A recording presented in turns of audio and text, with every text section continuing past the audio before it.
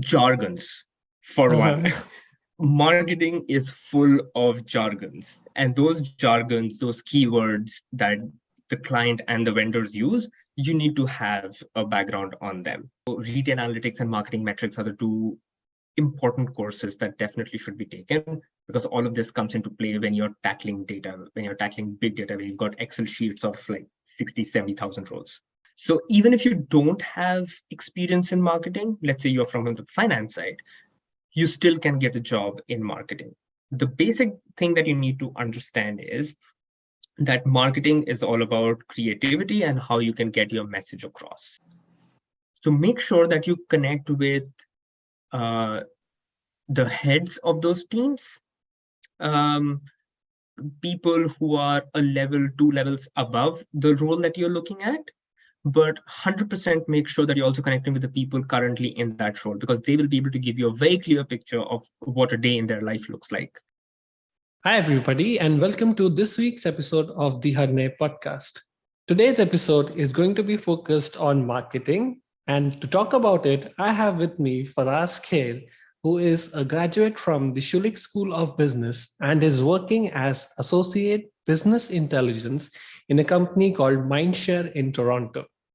Before we get this episode started, I would request you to subscribe to the channel, like this video, and leave us a feedback in the comment section down below. Now, let's get this conversation started.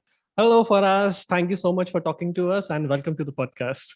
Hi, Raghav. It's my pleasure. Happy to be here. Thank you. And Faraz, let's start by going a little into your background. So, For sure. please tell us about your educational experience before your MBA. What were you working as? And now what you're doing after your MBA?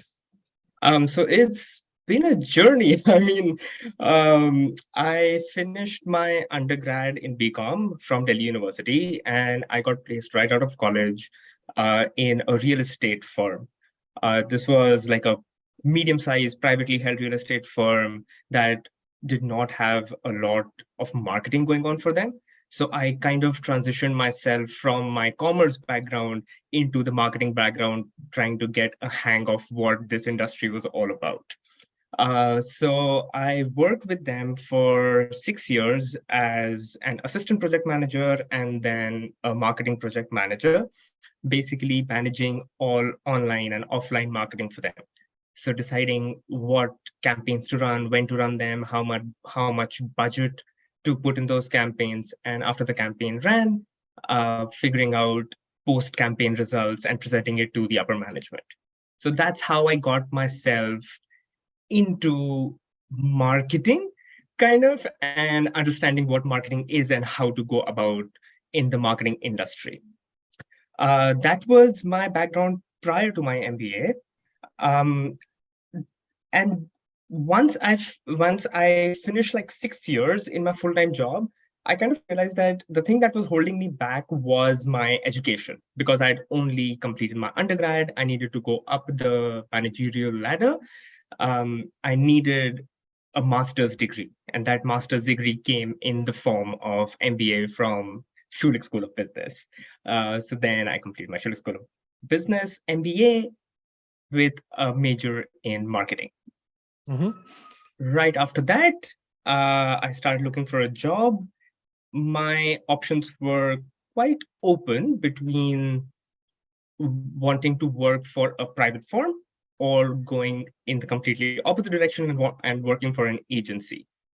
Because I had already worked in the firm for the past 6 years before my MBA, I decided to take the agency route and start looking for jobs in the agency. And as luck would have it, I landed a job with Mindshare Canada as an associate in the business intelligence team. And is that still your designation? I'm sure you Uh, would have moved up the yeah, ladder. it's kind of still my designation.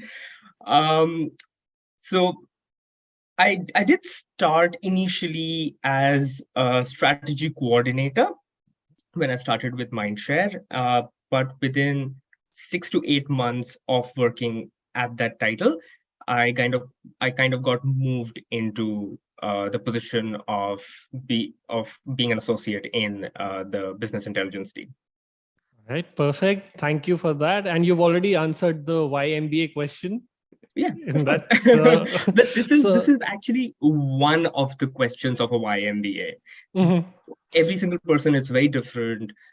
One, they could be looking for a career advancement. Two, they could be looking to switch industries. Uh, Three, they just want to improve their horizons Mhm. by completing MBA, because MBA is an experience that definitely improves your people skills, your time management skills. So both hard and soft skills. Obviously. So, Faraz, I want to dig into your background just a little bit. So, you said you were a commerce graduate who moved into marketing. So, what was it about marketing which attracted you, and how did you make that move? Well, I have always been kind of creative and a data driven person. Now, for somebody who's data driven, they can definitely, from a commerce background, move into accounting or finance. But because I was also a little creative, I kind of did not want to dabble my feet into the accounting and finance side of things. So that is what attracted me about marketing, uh, as because it's just helping people understand what they need, when they need it, and trying to pitch the best product that is available for them. Uh, because of my commerce background, I also know a bit about economics. And there's a concept in economics called behavioral economics. Behavioral Mhm. economics basically deals with how people react to messages. How can you influence people to make certain decisions? So all of that does play a major role when it comes to marketing.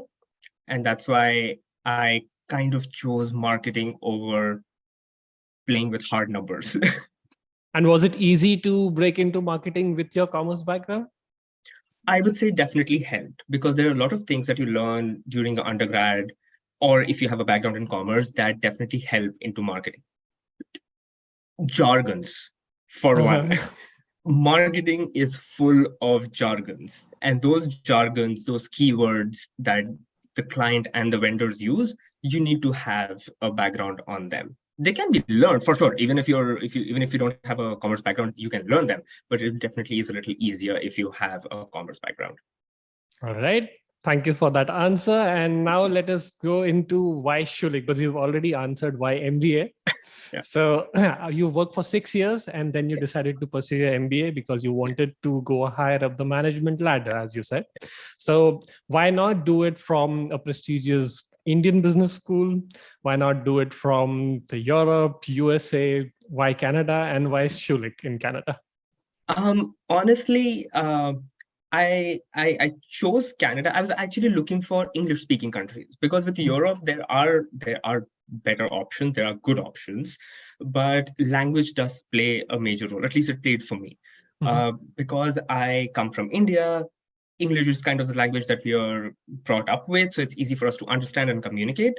So it was one of the driving factors that led me to deciding an English speaking country over, let's say, a Spanish speaking country or a French speaking country, uh, which takes me to why Canada and not the US. Well, here comes the financial aspect of things. An MBA in Canada is definitely cheaper than an MBA in the US Mhm. in terms of tuition fee and in terms of living expenses. I also had, and this is the third point, I also had relatives living in Canada. So it was easy for Okay. me to transition into Canada. And my parents were a little less stressed about me leaving the country altogether for the next 2 years, and probably even further, and ending up in Canada, because they knew that they had somebody who could take care of me in times of need. So that was my decision to pursue an MBA in Canada. Mhm. And now to answer your question, which is why Schulich, um, this was one of the colleges which has consistently been the top three in Canada. So I did apply for the top three colleges in Canada, and Schulich is the one that I got through first. Um, I I did have options for other colleges for sure, but I chose Schulich because in that year One, they had outranked every other college. And two, knowing that I come from a commerce and marketing background and I wanted to make a career in marketing, Schulich was the one college that was known for its marketing faculty and how good marketers came out of Schulich School of Business. And that probably was the third and the final decision, the final reason for my decision to move and pursue my MBA from Schulich School of Business. And as you rightly said, Schulich is famous for its marketing graduates and the marketing course. But you still haven't answered the first question, which I asked you in the series of those questions, which was why not do it from India? Why not pursue Oh, your sorry, MBA yes. from India? I kind of got distracted answering other questions. Yeah, those are a Sure. lot of So, questions. So I apologize for that. But yeah, no, still no, no. the first one. So why not from India? That's a very interesting question because my family was of the opinion that I should do it from, let's say, an IIM. India gives you very similar prospects, keeps me within the country, so it's easier for my parents to reach me or for me to reach my parents. And it's also a little easier on the pocket. But why not from India? It's because you kind of because you when you once you've been born and brought up in a country, you kind of understand how the country operates, how the marketing industry of the country operates. Moving to another country and doing an MBA in a particular field from, let's say, Canada, gives you a better horizon. It expands your level of understanding of the different markets around the world. Of course, I'm not saying that I know everything about everything now. Of course, I've not explored the Europe market. I've not explored Australia. But it definitely gives you a different perspective on things.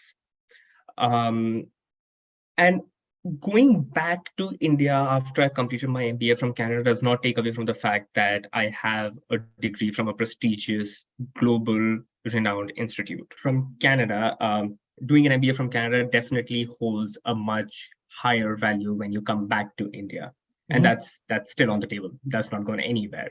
But if you've completed an MBA from India, it's a little tough sell if you're trying to move abroad, if you're trying to get into a company which is outside of India. Not saying that it can't be done, but it's just a little tough. Yeah, perfect. And you've now answered all the questions which I had earlier Perfect. asked you. So let's move on. Regarding your current role, if you could decode what is it that you do on a day-to-day basis so that our listeners can better understand your job responsibilities.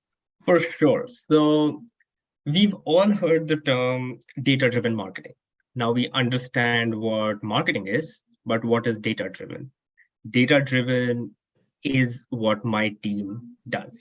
So for all of the marketing activities to happen, the data that goes behind all of that is what I in my role do.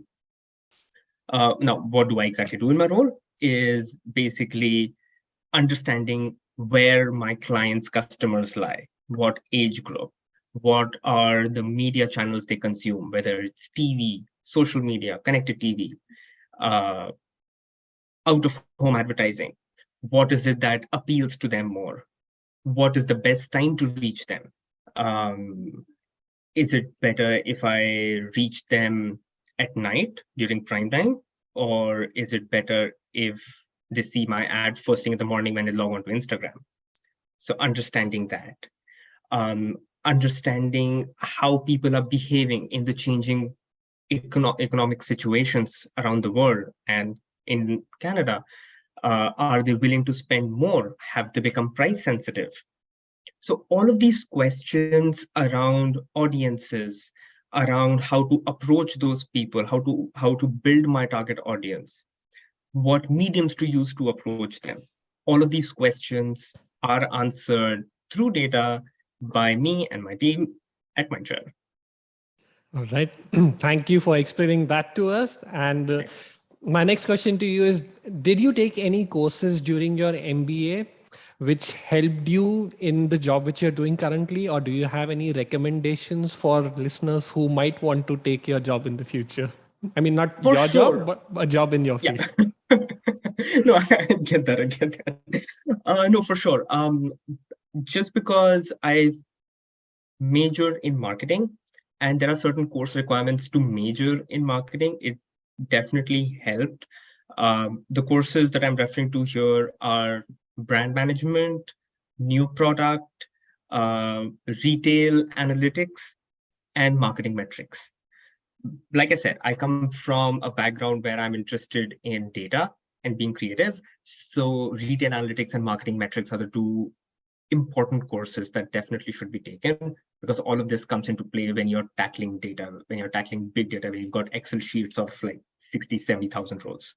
So all of this comes into play. Yeah. Certainly. And now a very popular question, which I'm sure you must also have been asked by people who reach out to you on LinkedIn, Yeah. the internships. Oh. So how difficult, easy is it to get internships, and what role do they play in you getting that job? Internships are really helpful, especially if you're an immigrant coming to a new country, whether Canada, whether any country around the world. Internships play a key role if you are still trying to break into a new industry or an industry that you have no experience with. Like I said, because I worked on the client side, I had no agency experience. So while I was applying for a full-time role in an agency, I also had the option of getting an internship with an agency, starting there, understanding how agencies work, understanding if I will be a good fit in that company or even in the agency world, and then deciding if I want to pursue a career in that company. Internships are not off the table. Internships should be actively looked for while you're looking for a full-time role in a company. When I was networking with a lot of people before I landed my job, the one thing that was consistent among every person that I spoke to was the fact that they suggested I look for an internship as well. While I apply to open roles, I look for an internship because internships are temporary. So they're easier for people to get you on for. They don't require a lot of investment of time, money, and effort from the company's side. So even if they're a little skeptical about your experience, it'll still be easier to crack, and they'll still be happily, they'll still take you on board.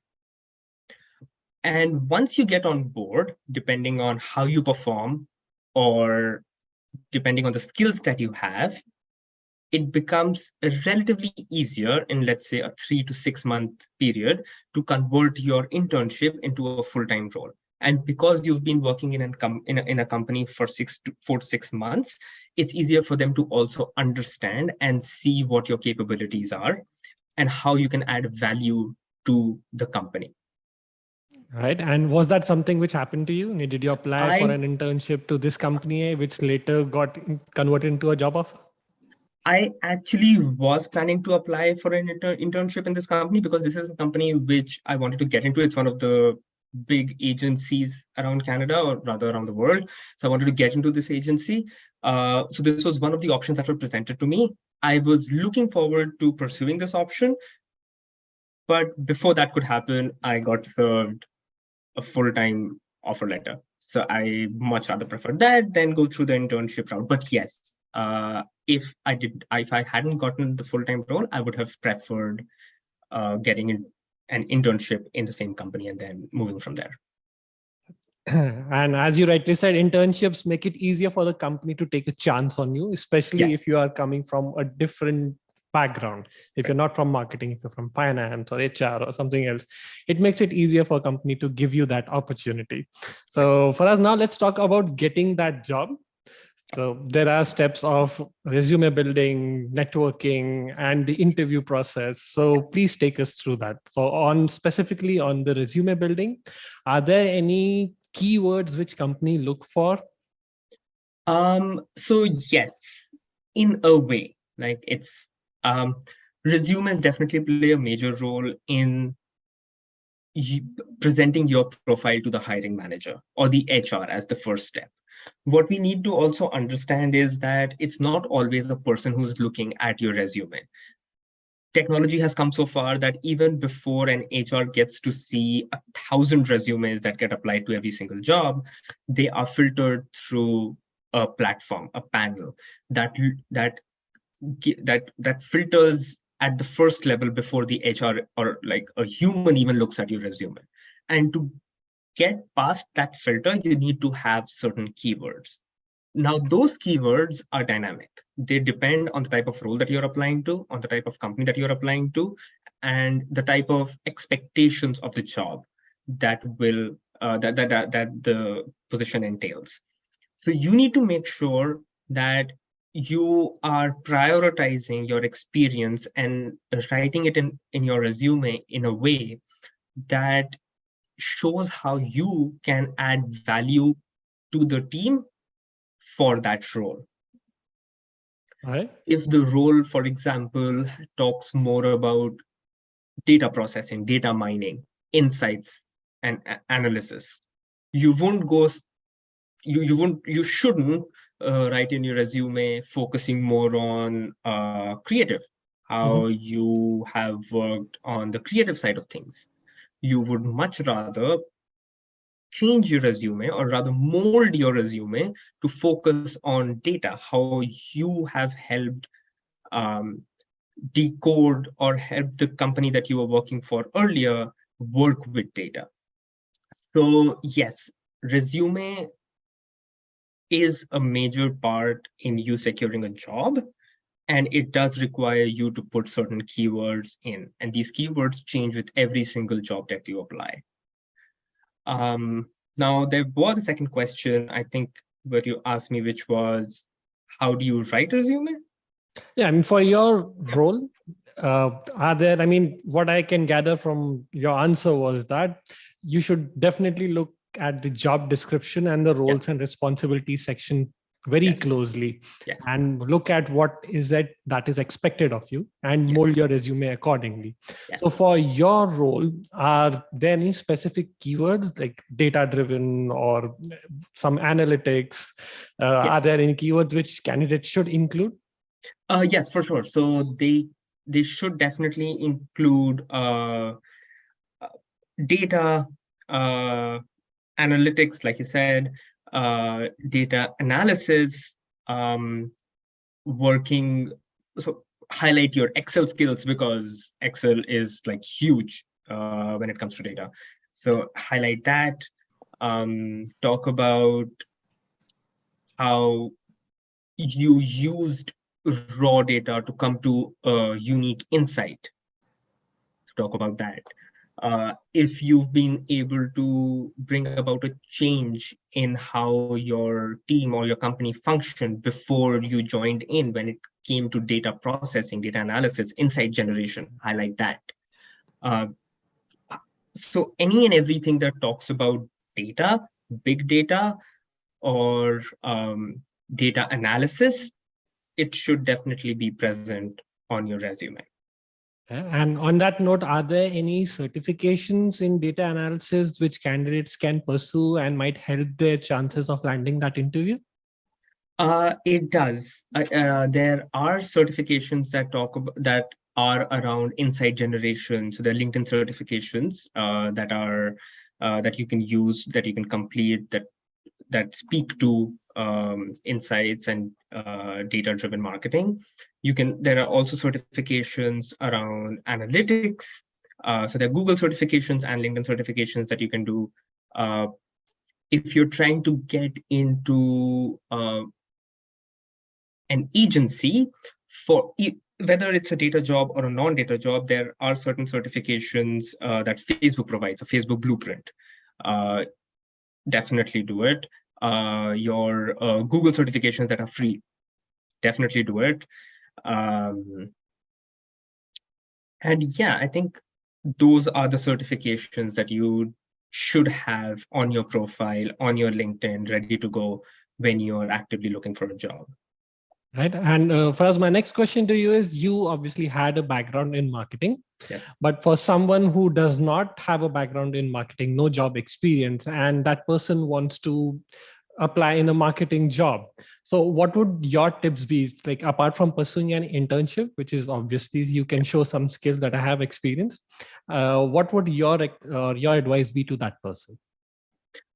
Well, marketing is a field that kind of attracts everybody, like from all backgrounds, and that's a good thing, because when it comes to marketing, there is no one set rule that if I want to sell my product to a person, it has to be sold a certain way. That is why you see so many ad campaigns, and every campaign has a different kind of an approach to sell their product. So even if you don't have experience in marketing, let's say you're from the finance side, you still can get a job in marketing. The basic thing that you need to understand is that marketing is all about creativity and how you can get your message across. Um, in that sense, do try to apply to marketing roles using your experience, but also be sure to kind of try and mold it in a sense that appeals to the marketing people, appeals to the hiring manager, is is if not same, but on similar lines to the kind of job. Because Okay. there are always things that you do that you don't realize, apart from the major thing that you do every single day, that kind of blurs the lines between what you do and what you want to do. So you should use your experience, show it in a way that appeals to the marketing side of things, that talks about creativity, that talks about insight generation, and that should definitely be enough to land you a job in marketing. Don't lie on your resume though, for sure, because if you're lying on your resume, you will get caught 100%. And that's great advice, never to lie on the resume and use your experience. So that, say, for example, you've worked with big data technology before. Yes. So you can maybe use that experience to show it that, okay, I don't have all the skills, but I meet most of the skills, and maybe I can learn the skills which I don't have currently. So, Right. all There right. is just one thing that I would also like to add, that you can Sure. take on ad hoc projects. Mhm. You can take on projects by yourself, like train yourself. If you are from the if you're trying to get into the marketing side and you don't have marketing experience, show on your resume that you're trying to understand what marketing is by doing those certifications. Like, show a genuine uh, drive to get into the marketing industry, and that is what people here or hiring managers want. They want drive. They want people to be proactively trying to get into the industry. They want people who are ready to put in the effort and the time. Yeah, So and that that's definitely will help. That's wonderful advice. Now let's move on to the next step, which is networking for the Yes. job. Yes. And that should, I believe, start a lot earlier before you Yes. graduate. So what are your tips on networking and how did you go about it? This is the one pitfall that I regret in my search for a job. And I think a lot of students, they don't realize when they start their course, when they start their MBA, in the first year, they think, well, it's not going to matter. We still have 1 year after this, and we're gonna dive deep into networking in the last year of my MBA, and we're gonna figure out a job for ourselves. It doesn't work like that. Networking is 100% important. It's best if you do it face to face, because then the person that you're talking to or trying to network with has like a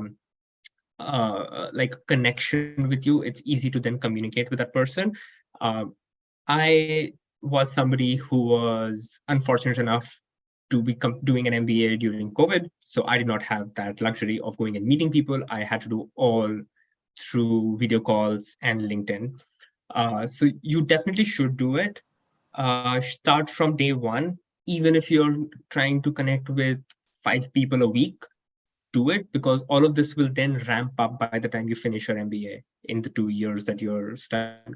But definitely try and send out cold messages on LinkedIn. LinkedIn is the best platform to network, and you should definitely leverage that. Um, So start using LinkedIn to network with people. But before that, what you should do is have clarity on the industry that you want to get in.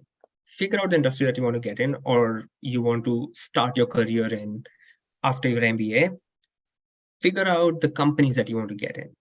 Once you have that list of companies that you want to get in, like your aspirational companies, that's when you start digging deep into each of those companies, trying to figure out uh, what roles those companies offer. What are the kind of roles? What are the job openings that they have currently in the market? And of all of those job openings, which are the jobs that suit you the best?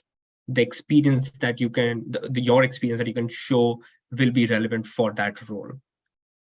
So once you've done that, then it's easy for you to filter on LinkedIn, figure out people who are working in those roles and in those teams, and then start sending out cold messages. I know it's the responses will be uh, few and far between. So if you send out like 50 messages, maybe 10 will respond, but don't lose hope. Consistently and regularly keep sending out those messages. The messages don't have to be a long paragraph of who you are and what you do. It can just be a simple, hi, I was looking at this job, or I found your profile on LinkedIn, found your job pretty interesting. I want to talk to you about it. Do you have 15 minutes? Ask them. They are doing you a favor. Ask them. Be courteous, be polite.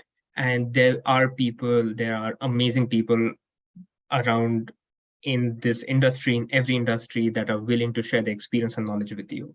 So take advantage of that, understand what the company is, understand the company's culture, understand what are the expectations out of a role, because sometimes the job description gives you a pretty standard of what is expected out of a role. But the reality of what gets done comes from the people who are working in that role. So make sure that you connect with uh, the heads of those teams, um, people who are a level, two levels above the role that you're looking at. But 100% make sure that you're also connecting with the people currently in that role, because they will be able to give you a very clear picture of what a day in their life looks like, and if it is something that you want to pursue. Correct. All right. Thank you for that answer for us. And now let's talk about the interview process. So please tell us, how many rounds of interview did you have to face and what kind of questions were you asked in those? Um, Talking to my friends, I kind of feel that I was a little lucky when it came to interviews, because I only had to go over 3 rounds of interviews compared to my friends who had to go through like 5 or 7 rounds. But that's not the norm. So it all depends on the kind of role that you're trying to get into, and the kind of people that you will be interacting. Sometimes you'll go over 7 rounds of interviews, sometimes 11, sometimes three, like me. There's no standard. Uh, but the kind of questions that are basically asked in an interview are asked around your prior experience, are asked around how you can bring value to the team, and how you are a team player, whether you will be a good fit for the company. So that's what they're trying to gauge. What they're trying to understand is, if we hire you, will you be will you be able to work with a team of diverse people, or will you snuggle in a corner and be like, no, I'll do my own work, I won't show what I'm doing. So that is the kind of thing that they're trying to judge. About interviews, so it's pretty standard when it comes to the type of interviews that you're facing. So first you'll start with the HR round, where it'll just be around the HR getting on a call with you, trying to explain the kind of role that you've applied for, the kind of job expectations that there will be, and the kind of team that you'll be working with. There are sometimes questions around compensation as well, but it's not necessary that the compensation will be discussed. you can ask the HR about compensation if you're interested, for sure. Or if there are any other burning questions that you have, if you're not sure about the kind of job that you've applied to, or if there's clarity on a kind of expectation out of you, you can ask those questions during that round, because then it becomes easier for the HR to decide whether you should be sent to the next round, whether you'll be a good fit, or for yourself to decide if you want to work in that company or want to work in that role, stemming from the fact that what's written in the job description is sometimes quite different from what is expected out of a role from you. So that's definitely the first round. That's how it works. The second round then goes to the hiring manager. Sometimes this is also clubbed with reporting manager, where there are two managers talking to you, one who's an expert in that field, so that's the hiring manager, and then the reporting manager is your team lead. He or she's the person that you will be reporting to. Sometimes it's one and the same interview, other times it's separate.